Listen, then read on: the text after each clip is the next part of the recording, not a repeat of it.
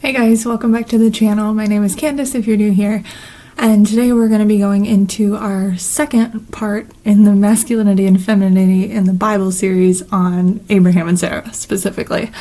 Now, I broke Abraham and Sarah up into a few different parts because there is a lot to say about Abraham and Sarah in the Bible, and for the first video, if you haven't watched it, you can go ahead and go click on that, but we got up through the end of Genesis chapter 12, and today we'll be continuing on with the rest. So I have been off the radar for a few weeks, and that's because I adopted 3 kittens a couple of weeks ago, and they are rambunctious and a full-time job, especially when you first bring them home. So if you hear any interesting noises in the background of my videos, that would be them. I got 2 of them hanging out with me right now, but just wanted to let you guys know I haven't been gone for, be getting off and being gone. Just been gone because I've been a little busy lately. Alright, so before we hop in to Genesis chapter 13, I want to go ahead and pray for this video real quick. God, thank you for another day. Thank you for your word. And thank you for my beautiful kittens. I ask that you would get this video in the eyes and ears of anybody who needs to hear it or needs to see it. And I ask that you would use me as your mouthpiece today, Papa. I ask that you would have me teach whatever it is you want people to know through your word. I ask these things in Jesus Christ's name. Alright, so we're gonna continue with Abraham and Sarah in chapter 13. So just a brief recap. It talks about Abraham and Sarah, which originally their names were Abram and Sarai, and we haven't actually gotten to the point where they switched their names yet, so I may use these names interchangeably just because, everybody knows them as Abraham and Sarah, even though so far in these verses it's Abram and Sarai. But we got to know them a little bit. They were introduced in the story, and they are married to each other. They have gone through some interesting bits. Abraham was promised that he would father a nation, that he would have children. And so far what we've learned is that Sarai was barren, so she had not conceived any children.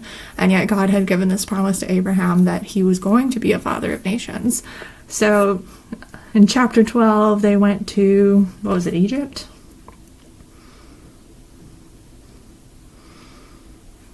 No, where was it? Canaan. Yeah, so Egypt. They went into Egypt, and we saw how it kind of played out where Abram told Pharaoh that, oh, she's my sister, not my wife, and everything that ensued with that, although God came to the rescue. And now we're going to move on. We're going to start with chapter 13, verses 14 through 17, and we're going to kind of hop, skip, and jump through some of these chapters just because there's a lot where it talks about, what's happening in the story where it's like, okay, and Abram went to here, there was a war there, stuff like that. But what I'm really focusing on with this study is the parts where it really talks about him, the promise, and his wife. So we're going to kind of skip through here a little bit. We're going to start with chapter 13, verses 14 through 17, because this is where God reiterates his promise to Abram. So let's hop over there. Verse 14 says, And the Lord said unto Abram, after that Lot was separated from him, Lift up now thine eyes, and look from the place where thou art northward, and southward, and eastward, and westward. For all the land which thou seest, to thee I will give it, and to thy seed forever. And I will make thy seed as the dust of the earth, so that if a man can number the dust of the earth, then shall thy seed also be numbered. Arise, walk through the land in the length of it and in the breadth of it, for I will give it unto thee. So it's God reiterating his promise to Abram. And if you've seen some of my other videos where I talk about, when God gives you a promise and stuff like that, usually he'll reiterate it multiple times because, let's face it, we are fickle creatures. And we will doubt, we will question, we will, get tired of waiting. And so God reiterates it to us to just give us that reassurance that we need. Now, what's interesting about this promise so far, I think God said it twice thus far, is that he says is from Abram's seed.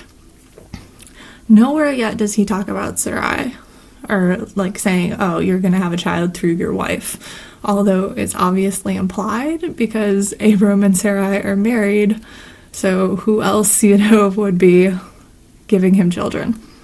We'll get into that in just a little bit. But, so God reiterates the promise, and then we're going to skip to chapter 14, verses 11 through 16, and in the intermittent verses here, it's talking about a war that's happening, and then we get to the part where, let's see, verse 11, it says, and they, as in the guys that they're warring against, took all the goods of Sodom and Gomorrah, and all their victuals, and went their way. And they took Lot, Abram's brother's son, so Lot is Abram's nephew, who dwelt in Sodom, and his goods, and departed.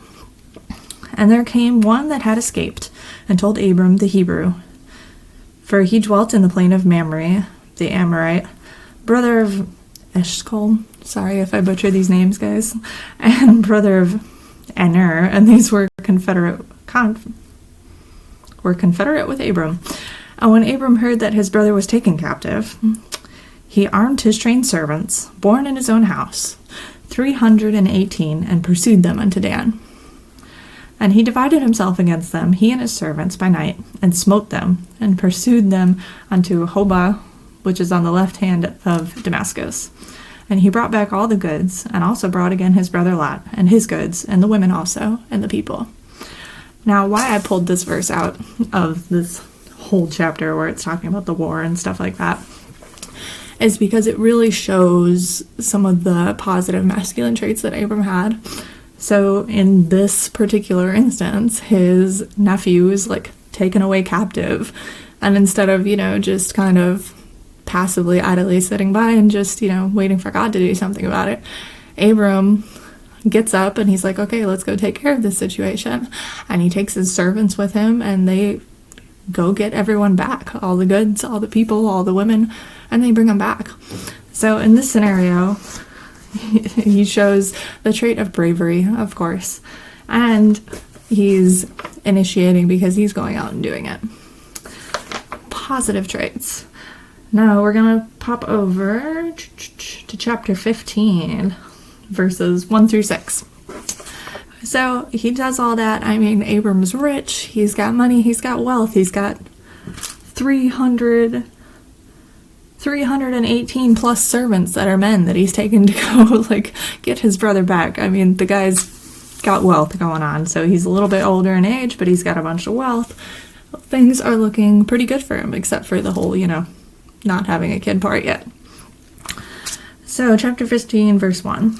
After these things, the word of the Lord came unto Abram in a vision, saying, Fear not, Abram, I am thy shield and thy exceeding great reward. And Abram said, Lord God, what wilt thou give me, seeing I go childless, and the steward of my house is this Eliezer of Damascus? And Abram said, Behold, to me thou hast given no seed, and lo, one born in my house is mine heir. And behold, the word of the Lord came unto him, saying, This shall not be thine heir, but he that shall come forth of thy own bowels shall be thine heir. And he brought him forth abroad, and said, Look now towards heaven, and tell the stars, if thou art able to number them. And he said unto him, So shall thy seed be. And he believed in the Lord, and he counted it to him for righteousness. So even though Abram has heard this promise multiple times from God, you see as he's getting older, he starts doubting the promise. He starts wondering, okay, is this ever going to happen? I mean, I've got this other guy that's in my household is my heir. I have no kids. And the thing is, God has thoroughly blessed him thus far. He's blessed him with a wife. He's blessed him with family. He's blessed him with wealth and all of these things. And it's the one thing that he doesn't have that, of course, is the one that's the kicker and kind of sticks it all in there. How many of us do this all the time? We have so many different blessings, and God has blessed us in so many different ways, but it's the one thing that we don't have that's the thing that we're focusing on the most. And the thing that we're like, oh, because I don't have this, I'm going to be miserable. It's the same thing with Abram. It's human nature, guys.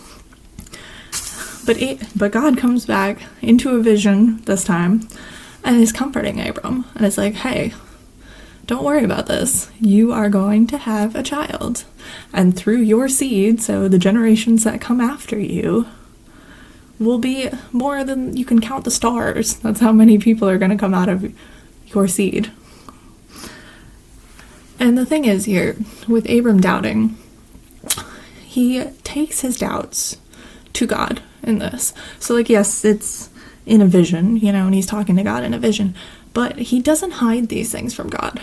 He doesn't, you know, just kind of push his doubts to the side and say, sure, God, whatever, you know, like, he actually is honest with God here. And he takes his doubts to God and is like, hey, you haven't given me an heir. Like, what am I going to do? And this is, I guess, the smart way to go about having doubts, because let's face it, we all have doubts from time to time.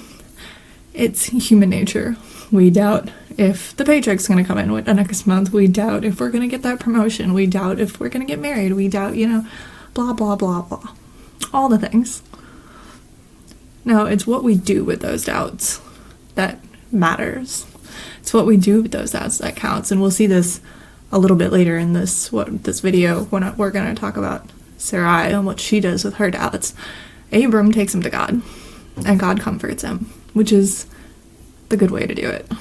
Sarai takes a different turn, but we'll get there. And so he doubted, God comforted him, and then all of a sudden, in verse 6 it says, and he believed in the Lord. So it restored his faith, because he took those doubts to God, and God reiterated the promise to comfort him. Alright. And then we're going to skip down in the same vision. He's talking to God. And we're going to skip down to verse 13. And God said unto Abram, know of a surety that thy seed shall be a stranger in a land that is not theirs, and shall serve them, and they shall afflict them 400 years. And also that nation whom they shall serve will I judge, and afterwards shall they come out with great substance. And thou shalt go to thy fathers in peace. Thou shalt be buried in a good old age. So, verses 13 through 15 here. God reiterates the promise, but then he also takes it a step further. So now God is telling Abraham what is going to happen to his offspring and generations down the line. He's saying, hey, your seed, your offspring, and, you know, descendants are going to be, you know, captives in a nation, which, as they were in Egypt later on, and then you get Moses leading them out of Egypt, if you know that story. But, so God doesn't just tell him, hey, you're going to have kids. He also gives him information about, hey, this is what's going to happen to them, but they will come out of it, and they will be good, you know, at the end of it. And he even tells Abram, and you will go to your fathers in peace. You will be buried in a good old age. So God is comforting him and telling him, hey, you are going to live a long life. You'll be good. Your descendants will be good. Yes, they'll have some issues, but they'll be good overall, okay? And where are we at? Verse 18, too, in the same chapter. And the same day the Lord made a covenant with Abram, saying, unto thy seed have I given this land, from the river of Egypt unto the great river, the river Euphrates.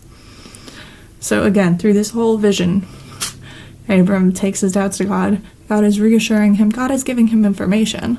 Like, if you seek God and you ask him for information on things, if you ask him to comfort you in your doubts, if you ask him, you know, just to be there with you, and you're honest with him about your doubts and whatever it is you're going through, he will come through for you. Whether that be through giving you a blessing, whether that be through talking to you directly, whether that be through giving you a comforting word in the Bible, or sending you a friend who he's been talking to about you that, you know, all of a sudden out of nowhere brings you $50 because, you know, you're down on your luck, and this person is like, oh yeah, God told me to come bring this to you. Like, God works so many different ways, and it's beautiful how much he will do when we are honest with him and we take things to him. It's one of those positive traits. Now, this is positive on the positive side for both masculine and feminine, is when we take all of these things and take them back to God and be honest with him. Honesty is a positive trait on both sides of the gender equation. All right, now we get into chapter 16, where things go a little south. we're going to start in verse 1. We're back to Sarai now. Now Sarai, Abram's wife, bare him no children, and she had a handmaid, an Egyptian, whose name was Hagar. And Sarai said unto Abram, Behold now, the Lord hath restrained me from bearing. I pray thee, go in unto my maid. It may be that I may obtain children by her. Let's talk. So, Sarai is having the same doubts that Abraham had. Instead of taking them to God, instead of even just taking them to her husband for comfort, because her husband has heard this promise multiple times from God himself, she sits in these doubts. She stews in these doubts, guys. And she's sitting here thinking, okay, every time that God has talked to Abraham about this promise, he never mentions me. Maybe he's meant to have children with another woman. Maybe it was never meant to be me. Now, the truth of the matter, of course, is that God arranged her marriage to him, and God put them together, and God made it so the two of them would be together and would end up having the promised child. But she lets these doubts eat at her, and they consume her until she decides to act upon them herself. Instead of taking it back to God, instead of taking it to Abram, she works herself up so much that she's like, okay, here, go sleep with my maid, and maybe she'll have children for me. I feel bad for Hagar in this. I mean, I'm thinking about doing a whole nother video just on Hagar, because poor chick gets the shaft in all of this. I mean, seriously. If you're working for you're working for a boss, okay? And your boss all of a sudden says, oh, hey, honey, you're gonna sleep with my husband because I want kids. And yeah, this is now a part of your job description. I mean, come on. And the end of verse 2 here, so she brings this plan to Abram, saying, hey, you can sleep with my maid, and we'll get children out of her. And now Abram, instead of, trying to talk his wife down from this, or trying to, confirm to her that, hey, God just reassured me on this promise, we're good, you're my wife, of course it's going to be through you. No, none of that. Instead of any of that, the last bit here in verse 2 is, and Abram hearkened to the voice of Sarai. Now, this exact same phrase, except it wasn't Abram, it was Adam and Eve. In the first video I did on masculinity and femininity, it's where things go wrong, guys. Instead of, as a man, instead of putting his faith in God and reaffirming that to his wife and, just taking the leadership position, he just passively lets it go and is like, okay, let's do what you want. Even though he knows what she's saying is wrong, he knows she's doing it out of doubt, he knows she's just getting angsty because it's been so long that they're waiting on this promise, and yet he does it anyway. I mean, he could have said no. He could have, not had sex with Hagar. He had a choice in this. He did. A lot of people are, same thing with Adam and Eve. A lot of people say, oh, it's the woman's fault, blah, blah, blah. Yes, of course, she did wrong here. She suggested something that was wrong. Eve took the apple and then offered it to her husband. But at the end of the day, the husbands have a choice. And they chose to go along with it instead of standing up for what was right, which makes both parties equally at fault here, okay? And let's keep going. Verse 3. And Sarai, Abram's wife, took Hagar, her maid the Egyptian, after Abram had dwelt 10 years in the land of Canaan, and gave her to her husband Abram to be his wife. And he went in unto Hagar, and she conceived, and when she saw that she had conceived, her mistress was despised in her eyes. Well, duh. Of course she's mad about it.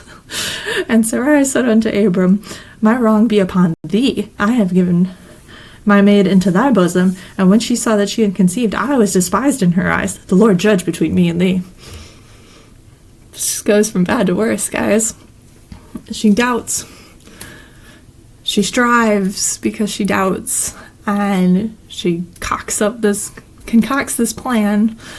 And then when Abram goes along with her plan, and now, Hagar's all pissed off at her, now she's like, oh, it's not my fault, it's your fault.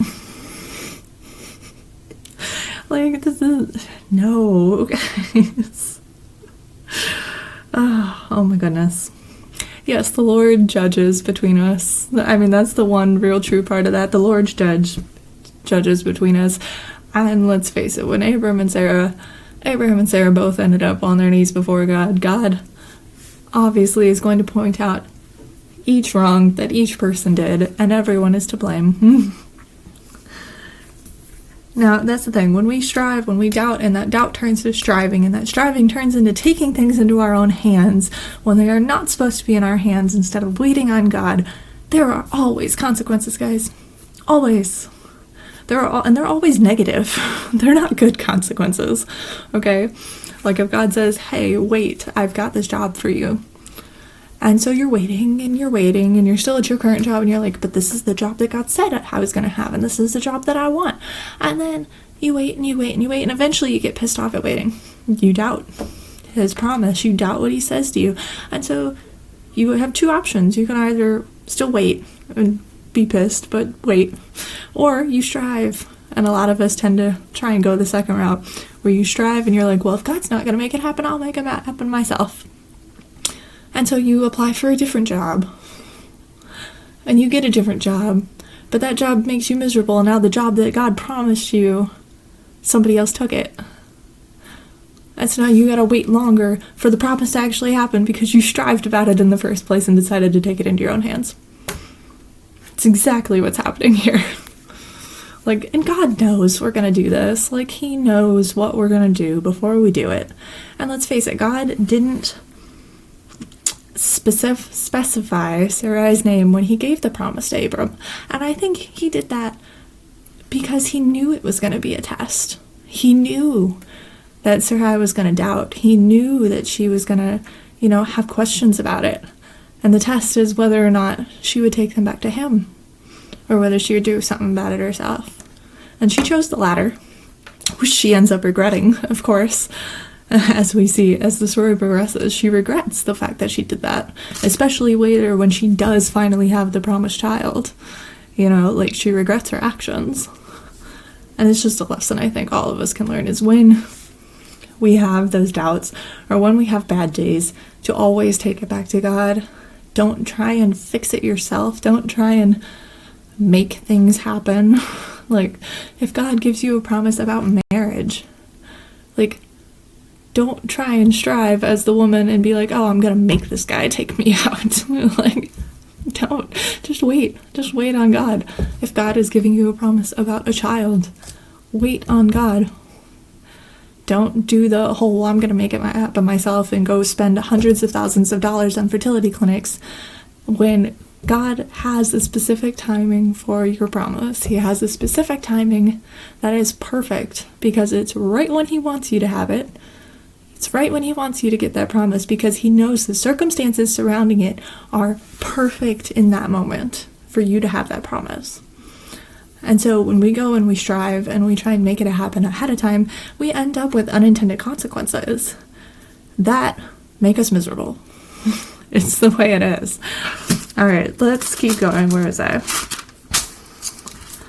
Now, so she goes and accuses Abram, being like, hey, she hates me now because we did this. God's going to judge between you and me. Verse 6. But Abram said unto Sarai, behold, thy maid is in thy hand. Do to her as it pleases thee. And when Sarai dealt hardly with her, she fled from her face. So now Sarah's pissed off because Hagar is pissed off that she made her sleep with her husband to have a child. And now she's conceived a child that she didn't even want. And so she's mad at Sarai. So now Sarai's mad back at her and deals hardly with her. She goes to Abram, accuses him, and Abram's like, well, do what you want. It's your maid. It's not my maid. You made me sleep with her. You had me sleep with her, but you know what? She's yours. Do what you want with her. Which, is a whole nother problem on the masculinity side, because Hagar is a part of his household. Hagar is one of his servants. She is under his headship and authority and responsibility, and in this moment he abandons her. He does not stick up for her, even though she is carrying his child. Which is a problem, guys. On the negative side of masculinity. Irresponsibility. And then Sarah and Sarai, told you I was going to use them interchangeably. Sarai, then takes the miserableness from her own consequences, from her own actions, and now takes it out on Hagar even more. Poor chick. Like I said, gonna do a whole video on Hagar. Feel so bad for her. And so Hagar flees. She's like, you're treating me like crap, I'm out of here. She runs away. And I don't think I'm gonna go into a bunch of these verses here talking about Hagar when she's in the wilderness, because I think I'm gonna do a separate video on Hagar specifically, because I think she'll relate with a lot of people. So we're gonna skip back down to verse 15. Long story short, she goes out into the wilderness. An angel comes and tells her to go back. And she goes back to Sarai and Abram. And it says, and Hagar bare Abram a son. And Abram called his son's name, which Hagar bare, Ishmael. And Abram was 86 years old when Hagar bare Ishmael to Abram. So Abram, at this point, is 86 years old. He is up there in age.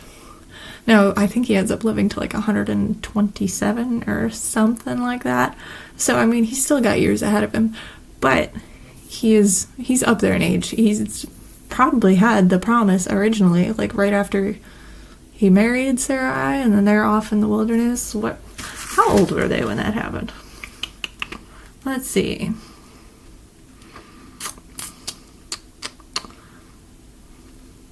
Okay, so they were married, they're together, and then when God tells Abram to go out on his own, Abram was 75 years old. And that's about the time when the promise happens. So they have been waiting for this promise. 86? They've been waiting for this promise for 11 years. And let's face it, waiting for any promise for any length of time is difficult. But when you're getting over a decade waiting for something, it gets really hard. So that's the thing. A lot of people will read this story and be like, oh, well, if I was there, I would have done something different. If I was in Sarai's shoes, I wouldn't have done that. But you don't really know. If you've been waiting on a promise for that long, she's probably a decade younger than him or something. So she's already an older woman. And she knows that she's not going to have her period for much longer. She knows she's not going to be fertile for much longer. Because eventually, menopause happens. And so she's been waiting for this promise for 11 years. Probably 10 years when she decides to concoct the plan. She's been waiting for it for a decade. And when you're waiting that long, it is very easy to succumb to doubts and temptations. As we see here. And so, did she do the wrong thing? Yes. Would all of us probably do the same thing in her shoes? It's likely. But at the end of the day, God put these stories in here so we could learn from them. So we could learn and take away all the things from these stories. So what we're taking away here about masculinity and femininity is that, yes, there are really good positive traits that come along with masculinity. Bravery, initiation, and provision, providing, and having a purpose, and all of these things. And same thing for women, we're responsive, we're relational, we are nurturing, we are caring, we are trusting. There are all these positive traits, but when we succumb to sin, when we succumb to doubts, when we succumb to, not relying on God and not trusting God, that's when all of the negative traits happen. And they're usually the opposite of the positive traits. So for Abram, he doubted God. He questioned God. And yes, he did take his doubts to God and God reassured him, but then he turns right around with that and listens to Sarai and listens to her crazy plan and goes along with it. I mean, he could have said no, but he didn't. He decided to do it anyway. And then, of course, they're arguing about it, and she and he are both equally responsible for it. So for him, being passive and listening and going along with things that are crazy, even though he knows they're the wrong thing to do, those are the negative traits that popped out with him. For her, it was the doubts that turned into striving. And that's the key for us to learn from this, is when we doubt, always take it back to God. Don't let those doubts fester and turn into you making a move before it is time to make a move. But the story does have a happy ending. And we will get there in the next video. We're going to talk about actually when the promise comes to pass. Okay, because this video is already like a half an hour long. So we'll leave that to a part 3 on Abraham and Sarah. But I hope you guys have learned a few things, taken away something if you've never heard the story before. And I will see you guys next time. Bye.